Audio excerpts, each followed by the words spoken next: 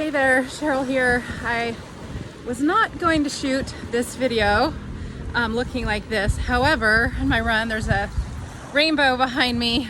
So I think it was meant to be, and this information is so important. I wanted to share it with you.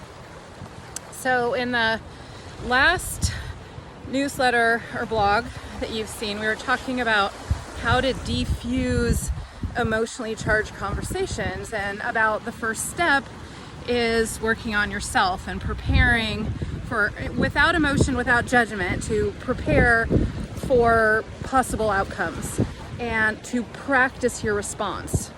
So today we're going to talk a little bit about, so if you do find yourself in the middle of an escalation, now what? You've done all the work on yourself, you're prepared, but now emotions are running high, either with a subordinate, with a boss, with a family member, with anyone who you're having a crucial conversation with, that you truly care about the outcome, and the outcome's really important.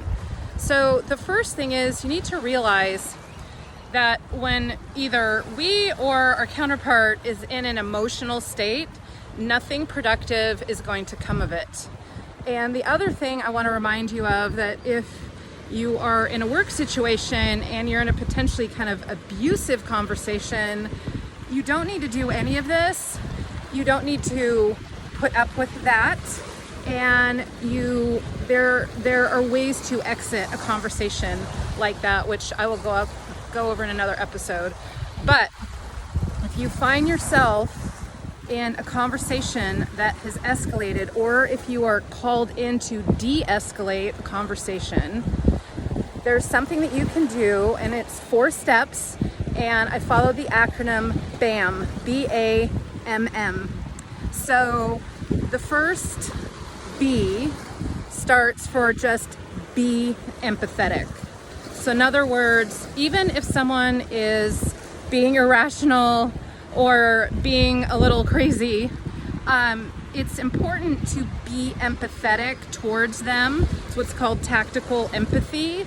Not so much for them per se, but to get your mindset in the right frame of mind so your tone and your gestures can be well received.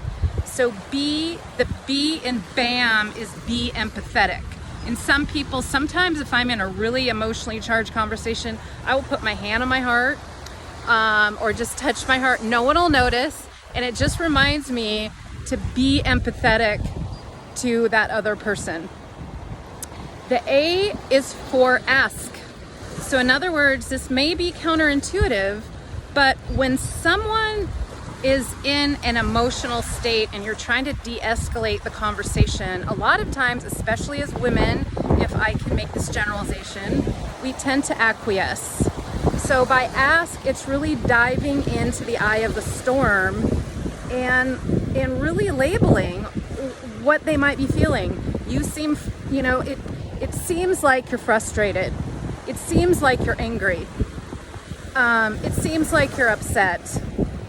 The reason is to do this is because a lot of times our perception is different from what they're really feeling. And if you remember, influence is all about gathering information, not necessarily convincing them. So you can then use the information later to have influence. So you're still in an information gathering stage.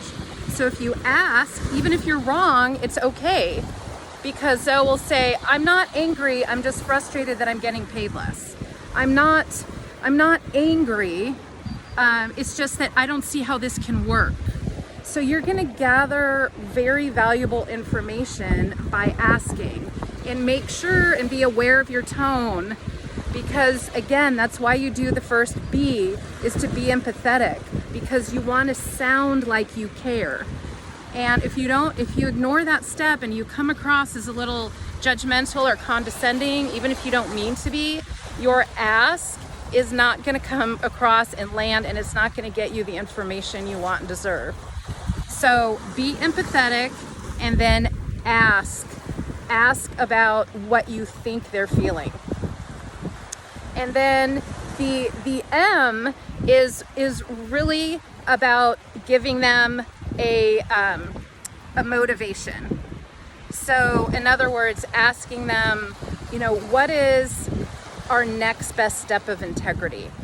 How can we motivate them? And you motivate them by two things: including them in the conversation and making them feel like they're in control. And so it's about motivate. How do you motivate the person to take a step forward? And then the second M in BAMM is make. Make them feel good about their next best step of integrity, about their next move in the right direction. Because if we get a little bit of movement, and it could be just sharing with you their frustration, their anger, their concern, or what have you. But it's very important to show gratitude and also make them feel very good about that step forward, because it will lead you into your path of the next best step. So remember these 4 steps when you are either in a conversation that's escalated, or if you are called into a conversation that is escalated. Remember to BAMM. Here's to you being amazing and having the impact that you want to have, and to be a heard, valued, respected, even more agent of change. Cheering you on always. I look forward to seeing you next time.